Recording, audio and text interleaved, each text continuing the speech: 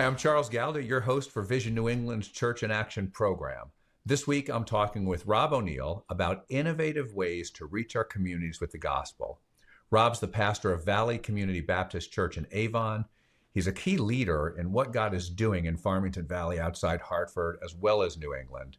He's a great thought leader on critical topics like disciple making and innovative methods of evangelism in a New England context. Rob's also a director of Vision New England. Rob, thanks so much for being with us today. I appreciate it. Thank you. Good to see you, Charles.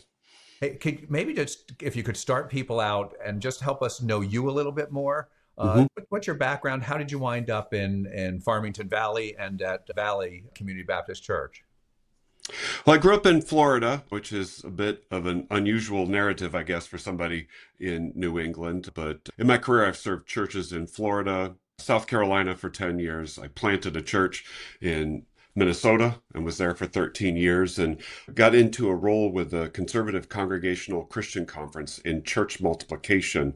That had me traveling all around the country, particularly here to New England, and really just showed how God is up to something. He's been up to something underground for a long time, but that God is doing something spiritually in New England. About 5 or 6 years ago, God made it clear that it was time for me to be in a new place. And as I was praying about that, my wife Tammy was praying about that, we became increasingly convinced that it was here, it was in New England, and we got to know Valley Community Baptist Church, and that was a fit. That was a marriage. So we've been here for a little over 5 years now.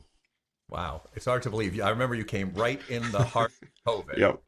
And so Yep. you came to a church where you weren't allowed to be in a room with anybody. Right. Yep. That was fun. Meeting people during my candidacy by video and preaching to a camera to a congregation for the first time. That was an experience.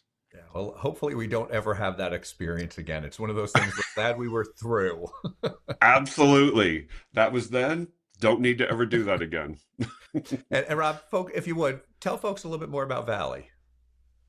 Well, Valley is coming up. We're celebrating our 50th anniversary next year. We were planted in 1976 by two couples got together with a dream of starting a church for the people of Avon and of the Farmington Valley. And this church has been strong in missions, in reaching people in the next generation, in evangelism, in local outreach and church multiplication. This church has started agencies in the past. We've planted churches. We have 3 churches that we have directly planted, 3 additional churches that in the area that we have helped to plant, and 1 more that we have blessed significantly. So when we are looking back over the past 50 years and getting ready for our anniversary, we had a team that was contemplating the next chapter in our lives. And someone on that team, in trying to, just capture the moment, we were each looking at different scripture passages. And one of the team members read out loud Matthew chapter 5, verses 14 through 16 about being the light of the world. And when she read it out loud, it was a strange experience for me because I just found tears rolling down my face. It wasn't even like I was crying. There was just something inside of me that said, yes, that's right. And really, that's what God has done here at Valley, has made us a light to the world and pointing to Him because, of course, He is the light of the world. But I am deeply grateful for this church. I'm excited about celebrating our 50th anniversary and starting our next chapter. And that light of the world is actually a pretty good lead into a conversation I want to talk to you about, because we talk about Matthew 5:16 quite a bit. Let your light Yep. shine before men in such a way they see your good works and praise your Yep. Father in heaven. Yep. How do you think that plays into evangelism in a New England context? Well, I think it's not just in a New England context. It is particularly the case here. But I think as we read the gospel, as we even read about Jesus sending out his own disciples 2 by 2, you see them going with 2 things in hand, good deeds and good news. And the gospel brings those 2 things together.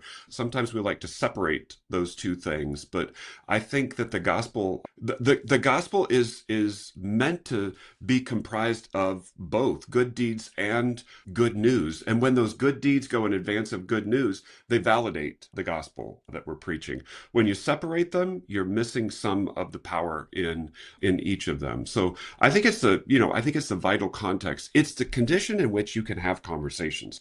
When you are serving someone, blessing that person, you have an easy way to talk about your faith, an easy way to talk about God, an easy way to talk about why you're there and what God is doing in your life. It's a great point because I think in my tradition, we tend to think of the miracles as authenticating Jesus's message, but it's also a great introduction to the message. When he does justice, when he fixes what's broken and missing, heals somebody, and Hmm. he sends the disciples out doing the same thing. I'm very interested in what he has to say then. Absolutely. Well, you look at the miracles that they do, they're miracles of healing and miracles of freedom.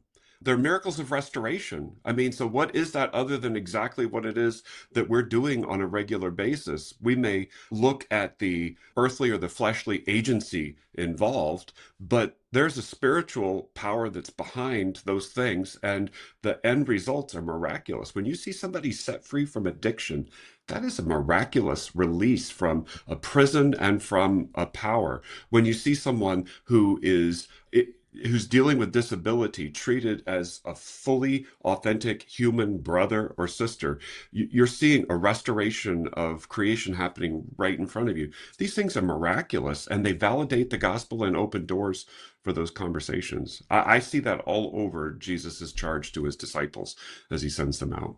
That's a great way to think about it. You're giving me talking points for Thrive next year.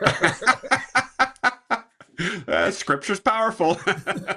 And that is the heart of Thrive. And so maybe to back up just a little bit, because I want to spend some time on Thrive. What is Thrive for folks who don't know it? Well, there's a program way to answer that question. Thrive in some ways looks like a conference, and the conference brings people together for a night of worship across churches. That in and of itself is a miraculous and beautiful thing.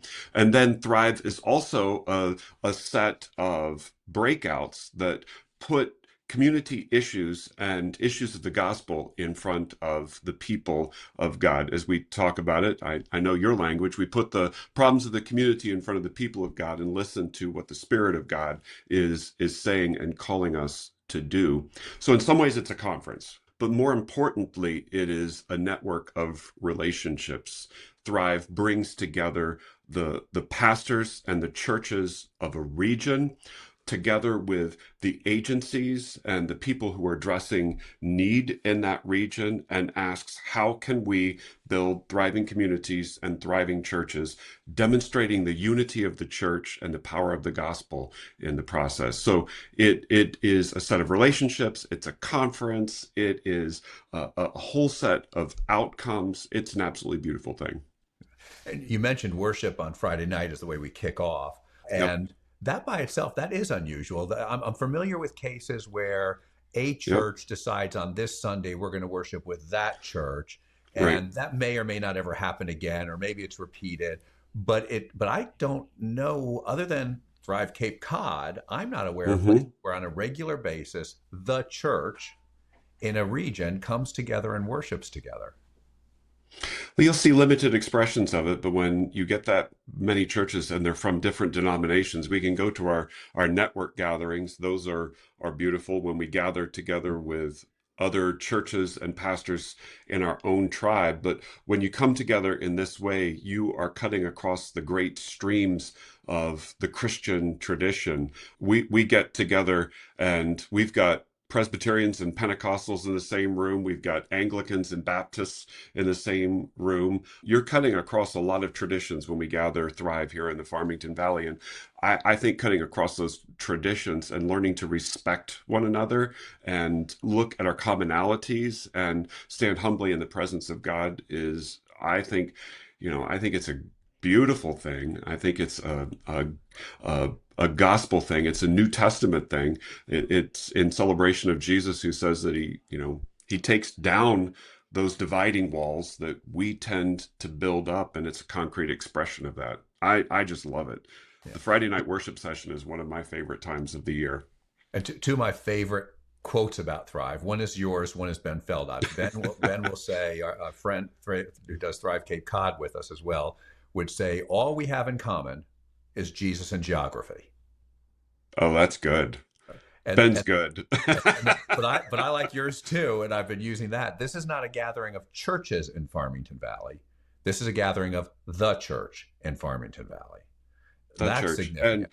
I think it is significant because it reminds us that there is a capital C church, that we're expressions of it. It reminds us that Jesus is the head.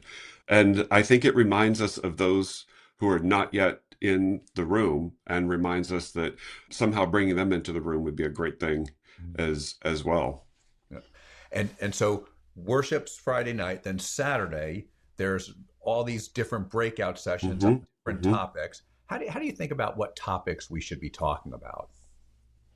Well, it's an ongoing dialogue. We talk a good bit of the year about what those breakouts are going to be. Thrive Farmington Valley happened recently, and there'll be an evaluation meeting where we look back and ask what went well. But we'll already be, in looking back, looking ahead to what needs to be in front of the church the same time next year.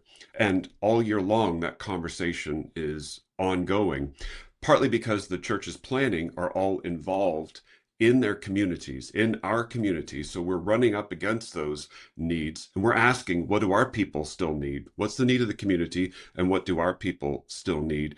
So that conversation is ongoing. Then I love that as part of the planning process, we gather as many pastors and representatives of many churches as will come and ask, well, what do you see? I think that, you know, raises the level of reflection that we're doing and gives us a chance to tap into a whole nother different set of insights. And so we have topics. You mentioned both thriving Hmm. churches and thriving communities. So we have Hmm. topics that do feel more strengthening churches so that they Hmm. can help communities thrive. And so we saw Hmm. things around disciple making in churches, disciple making in families, passing our faith on to young people. Hmm. What are some of the other kinds of workshops we see at Thrive? Well, we see ones on how to fight human trafficking. We see ones on recovery ministry. We see ones on how to ensure that people with disabilities are included fully in the life of the church. We see ones on foster parenting. And this year, our foster parenting connection was on trauma informed and trauma based care for particularly the next generation. But even some of the ones that sound like they're all about the church, they have a strangely community reaching impact to them. We did one on reading the Psalms, and our theme at Farmington Valley Thrive this year was Do You See Me? And it was asking the question, do we as the church see people and see their real needs? And Matt Blazer, one of the planning team members and the pastor of Covenant Presbyterian Church, is an expert in the Psalms, and he offered one asking the question through the lens of the Psalms, God, do you see me? And it was for people who came to Thrive particularly and were feeling a sense of not being seen that day. And it was incredibly well attended, and it really struck a chord. But when you strike a chord like that for the people of the church, one of the things I find is you are striking a chord for our community. And so I see great blessing in some of these offerings that look internal. They can actually be very external. How do we disciple the next generation? How do we know our children and our students? I think these things are incredibly evangelistic when you get into the under the hood with them. Yeah. And I thought Brian Wilkerson did such a great job, pastor Oh of man, Grace Church, Grace Chapel. I don't know if the Friday worship service is online, but Sunday he preached again at he did. Valley and carried that theme through. And it was just, he just did a masterful job of raising this issue of people in Scripture who maybe aren't seen. Absolutely. And he was talking about David and Mephibosheth. And so I heard Brian say the word Mephibosheth more times than anybody should ever be asked to say that word. And what a beautiful job he did of demonstrating that we all want to be seen, and the power of engaging in that act of seeing everyone around us as image bearers, fearfully and wonderfully made, and seeing people in need in particular as fearfully and wonderfully made image bearers. It was an people are talking and talking and talking about the things that he said this past weekend. We were greatly blessed. Yeah, you can find his Sunday message online, and it was fantastic. I think it's worth the watch. My wife always asks me after something like this, so how did it go? And my Uh-huh. answer is, I steal from Dallas Willard a lot, as you know. My answer is, we'll see. We'll Because see. I Hmm. can only see what happened there. Well executed, great content, meaningful stuff. Hmm. But now we're going to see what God does with it. And Yep. so, but we see every year God do stuff with it. Yep. And so Rob, what are some of the outcomes you've seen over the last 4 years? I think we've been doing it now. Well, I think the unity that we see in the Farmington Valley is one of the things that you can't deny. Not every church, but a lot of the churches of the Farmington Valley are actively working together, not just feeling bonds of affection toward one another, but looking for ways to collaborate, turning to each other for logistical support, and definitely turning to one another for fellowship support and encouragement. But you've seen some exciting, I think, ministries grow out of this. Valley, I can speak to most directly. Our foster parenting initiative has come directly out of Thrive. And it's exciting. We have a family who has intentionally gone through the foster training process, and I think they've had in their home 8 children so far. We have very directly a family who has entered into as thirders, as legacy builders, as older adults. They are giving respite care to foster families. And we've built a vibrant relationship with one of the DCF offices regionally and found really exciting ways to serve them. That's just, one example. Our disability ministry to people with disabilities came directly out of Thrive and our relationship as a result with Johnny and friends. I know that there are senior or older adult ministries at multiple churches in the Farmington Valley now that were not there before Thrive, and they give direct credit to their experiences at Thrive for that happening. But I also got word that after this past Thrive, that John Hayhow, who is a church planter in the region to the deaf community, he was part of a breakout session here at Thrive, and there were enough contacts made that if the churches, just a fraction of the churches follow through and end up supporting him, he'll be able to go full time in planting a church for the deaf community. And that's just in the couple of days since the most recent Thrive. Every year, what we find is months later, there were more results. An anti-human trafficking ministry has started, an additional anti-human trafficking ministry has started in Connecticut as a result of Thrive. You just keep looking in different places and you find collective action, you find individual action, you find the people of God responding to the needs of the community just as we have dreams that they will. And it's so organic and guided by the Spirit. I was talking to Mary Swank, who is at Valley and one of the key Yep. organizers of Thrive, and she Right. said, I felt so clearly that we were supposed to start a foster care ministry at Valley, but I had this vision of it, that this is Mm-hmm. what it would be. And she said, and now we're in it a few years, and it's not that at all. But it's this No. other stuff that I would have never thought of, but God just keeps moving it along in a way that it's having an impact. It's just different than we might have thought in our own planning. But Laws of unintended consequences. amen. Amen. While our Thrive rolls right into our local outreach weekend here Yeah. at Valley, and between all the partners that we had in the building this past weekend, every single partner had multiple signups of people saying, I want to know more and I want to help. So that's rippling impact because we don't have control over that. We don't even know who those signups are, and we don't know who will now be out in the community. And it's only if we happen to hear that we'll hear the true impact of what they've done. So when you talk about rippling impacts, it's rippling, it's unknown, it's always far bigger than you could quantify. But the result is we are definitely seeing now God is at work across New England and around the country at a bare minimum, but we are seeing a raising of the spiritual temperature. Yeah. And that's really what Thrive is all about, is raising the spiritual temperature in a region and seeing God, we hope and pray, bring renewal, revival, and even, dare we dream, awakening to the church. Yeah. And we should also mention, you mentioned Matt Blazer already at Covenant Presbyterian of the Barn. Other is also organizers, Andre Rendo at Winton Yep. Church, Clark Paff at Valley Brook, Yep. Taylor Albright at Trinity Thank you. Episcopal in Terriffill. Trinity Episcopal. Did I leave anybody out? No, that's the core team. We've got other staff members from Valley. Mary Swank and Susan Hart are on it. You and Ashley help intensely to make Thrive happen. Thanks. Well, let's shift gears a little bit, Rob. And so you shared some great outcomes of what God is allowing us to see as a result of Thrive. There's other outcomes we can't see, as we both acknowledge.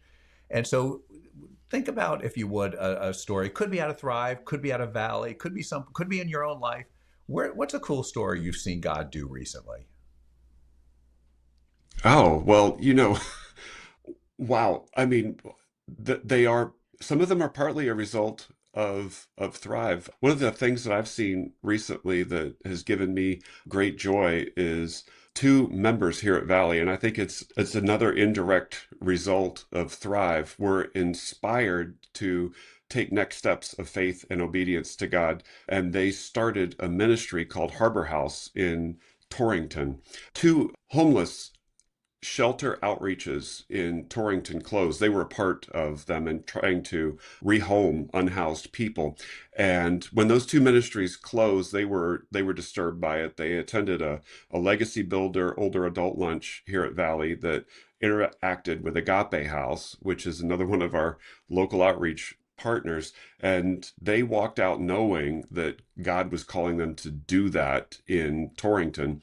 And so they got people together, they found funds, they bought a facility that had closed and opened a day center outreach for the homeless in Torrington. They were hoping that their first month they might have 150 points of contact, and they had well over 800 points of contact their very first month. And just as with Agape House, we look at the fact that people are clothed, they get to come in and take a shower, they get to wash their clothes, get new clothes if they need them, they get a good cup of coffee, a snack, a place to use a computer, and they get the gospel. They get a check-in on what God is doing in their lives. And God is doing things in people's lives. We got to hear some of those stories. That just gives me great joy. Indirect result of Thrive, direct result of local outreach work. But it's such a great joy to me to see churches being planted. And there is as a former director of church multiplication, to see new churches started is, one of my greatest joys in life. And that's happening here in the Farmington Valley. And I think that's beautiful. To see people in this day and age coming to know Jesus Christ.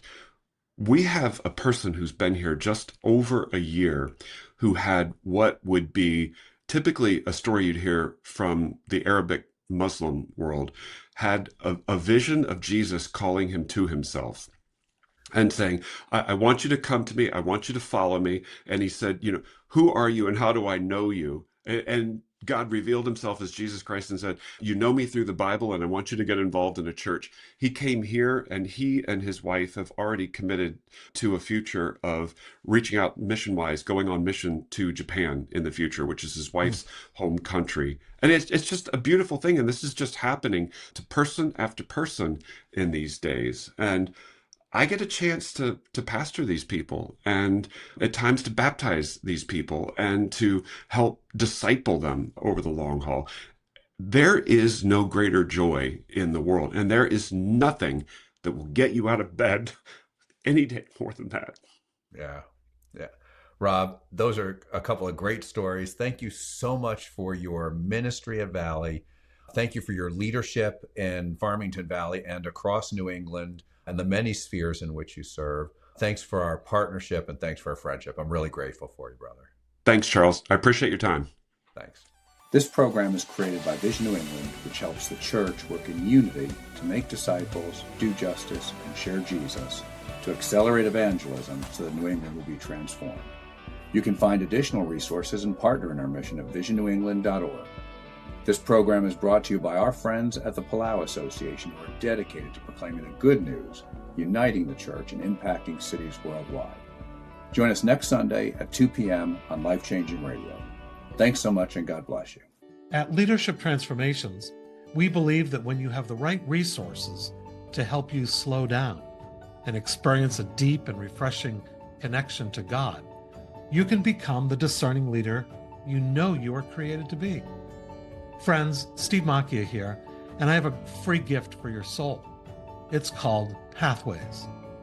Pathways is our weekly email aimed at offering you soul-nourishing content for the journey. It contains readings, prayers, spiritual practices, a link to the Discerning Leader podcast, as well as information about all of our upcoming soul care retreats, workshops, and online offerings. So head on over to leadershiptransformations.org today and sign up for this free resource. It will help you slow down and be more. God bless you, friends.